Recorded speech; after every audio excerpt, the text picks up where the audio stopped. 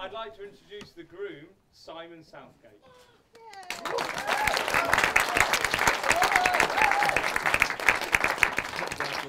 Have to readjust my spray on uniform.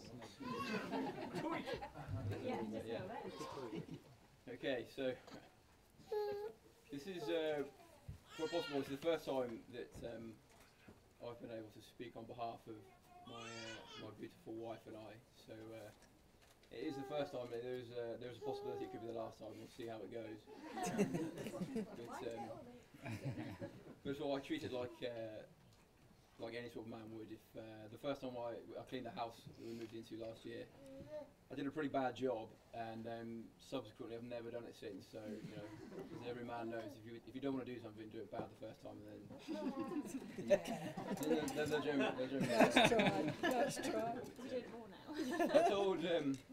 I told most of you yesterday that I hadn't actually written my speech. I hadn't sort of put pen to paper yesterday, so I told my family members who were sort of like a little bit shocked, sort of about 7, 8 o'clock last night that I hadn't done it, and I told my friends who probably weren't really that surprised. But, essentially, my speech is fairly easy. I technically have to thank many people, which, being fairly low on the food chain in the military, is a fairly common occurrence for me daily. And the second thing is obviously that I have to talk about sort of how beautiful Charlotte is. So again, not something that I should have to find that difficult. So I'm happy about that. But firstly, Graham, thank you for those kind words. It does mean a lot to Charlotte and I. Obviously, I think the horses got Charlotte going, and then it just didn't really stop after them. But cost me a fortune. yeah. I mean, we thank you both. Yeah, the horses. We thank you both for letting us have it here. As you can imagine, it was quite a lot of organising to be done. It's no mean feat to get this here, and it was certainly. Beginning of this week, there were some tears about the weather. Could have gone the other way and been a bit of rain, but thankfully we've been lucky, and the rain will be here tomorrow, but today will be fine. No, I'd like to put a big thank you to everyone that's come, to all our guests, to all our friends and family that have made it here today. I know that quite a lot of you have realised that Cornwall isn't that close to any other part of the UK. It is really far away, and the roads are really small and really slow, but it's you don't get these views in big cities. You know, you can just look out the front. You don't get those probably anywhere else in the UK. I guess some of you probably might be thinking that I've got quite a lot of friends from Leeds, London, Norwich, Liverpool, quite far, but the award of the furthest travelled goes to my uncle from Australia and his beautiful fiancée. So they travelled the furthest. I'd like to say, obviously, again, another big thanks to everyone that has put a card in our lovely birdcage. If anyone sort of realised it was a birdcage, it means a lot to Charlotte and I. So we thank you for that, and thank you for the people that sent them in advance. That was a lot of preparation and sort of forward thinking in there. I wrote on my notes here that it was 12:30 when I wrote that paragraph, and Rob and I were still up and wide awake. So thank you for your kind gifts. Just turn over. Okay, unfortunately, it's not been possible for everyone to be here today. There's some loved ones obviously that couldn't make it, so they can't be here with us today. But they are here in our thoughts. More importantly, they're here in our hearts as well. So, with that in mind, would everyone please stand? Do you want to stand?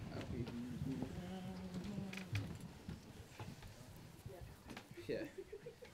If you could raise your glasses and join me in a toast to absent family and friends. Absent family and friends.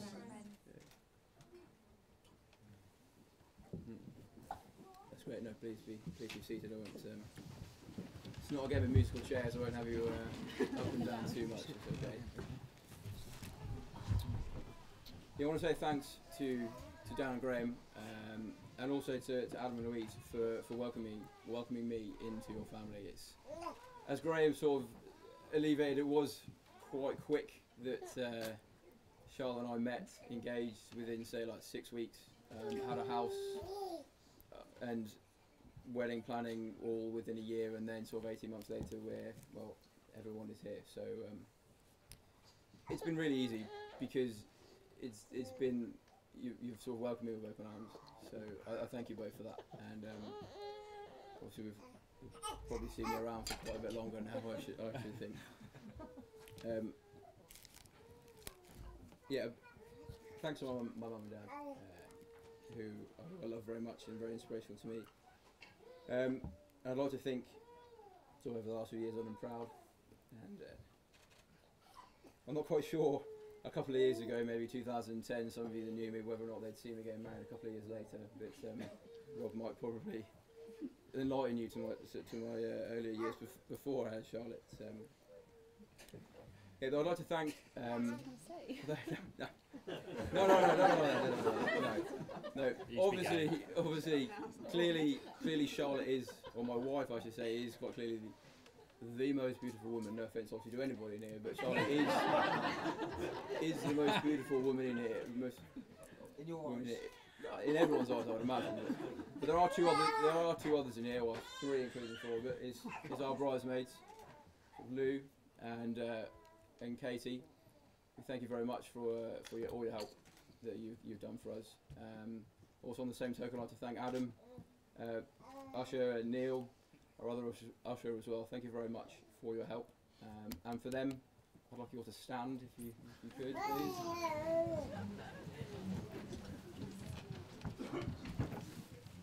If you'd like to join me in a toast to our two beautiful bridesmaids and the sort of average-looking ushers, please.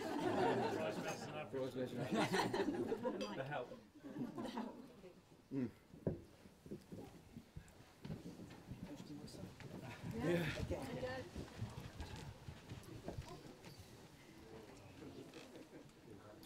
Yeah, just a special thanks, I guess, from me and Charlotte personally to Lisa and Dan, wherever you are. Oh yeah, sorry. Oh, Lisa and Dan, yeah. Pretty much, if it wasn't for them, Charlotte and I never would have met. So a big thank you to you guys. If it wasn't, I suppose, if you hadn't put us together in the first place, then we'll be here today. Everyone else probably would have like a weekend off, and they wouldn't have travelled hours to get here. Okay. Thank you to my best man Rob. Okay. A lot of you know Rob. Some of you are just sort of starting to get to know him. But I met Rob 2003 in a psychology lesson with Chris Corbett in the crowd. It was a bit bizarre really, because I was sort of sat next to Rob and Chris, and they both sort of like were stroking my inside leg.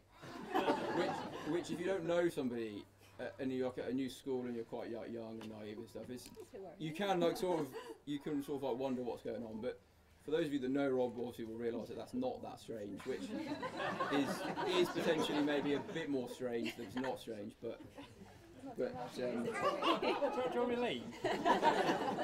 Well, actually, yeah, no. Yeah, no, Rob and I shared some pretty good times back in sixth form, going through a local housing estate with eggs and water bombs, and I got one kid right in the back with an egg. But that was before I joined the military, and obviously I then subsequently grew up. But one memory I remember having with Rob, for those of you that know Norwich, was going to there's a shop in Norwich. I think it's Lower Goat Lane, or Lower Gate, or upper Bedford Street. Yeah, Bedford Street. It was Revolutions. Yeah. Every Lower Gate Lane. Every so often we'd go in there and we'd look at the Nixon watches in the case. Like, we were poor people, so we never really were able to sort of get one. So we've got Rob a little gift. I don't know where it is. Oh, I've got it. Do you want me to get it? Just bear with me, sorry. It's just not. You can't bend down in the seat. That's a gift from Charlotte and I. That's just Thank you guys. to say thank you.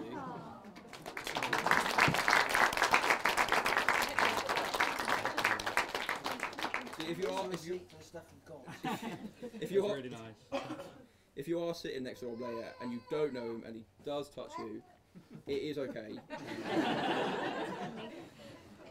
But, so that sort of leads me on to I'm nearly done. Honestly, I promise I'm nearly done. That leads me on to thank the last person, which obviously is my wife, Charlotte. So I said to her that I wasn't going to turn around at the aisle because at the royal wedding, I'm pretty certain that like Prince William didn't turn around. So I thought, well, if he's not going to turn around, then it would probably be like etiquette, obviously, if I didn't turn around. But I did, and to start with. I obviously saw the Reverend Jeffrey and I thought, she's not how I remember her yesterday. And then I hadn't been drinking, so I thought, that's not right. But then I saw past Jeffrey and I saw Charlotte, and I just thought, wow, like that's the woman of my dreams, my wife, and the person I'm going to spend the rest of my life with. So there's one of your tables. I don't know which one it is. But there's a saying on it that says. You don't marry the person you can live with, you marry the person you cannot live without. And as corny as it may be, like that's pretty much true for Charlotte and I. I think one of the old sayings, when you know, and that sort of just explains the hastiness or the speed for us getting engaged and getting married. So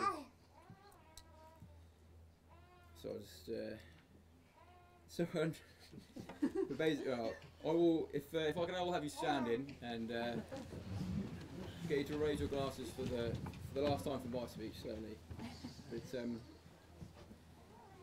But ladies and gentlemen, if you could please raise your glasses, and I'll never get tired of saying this to my wife, Charlotte. To Charlotte.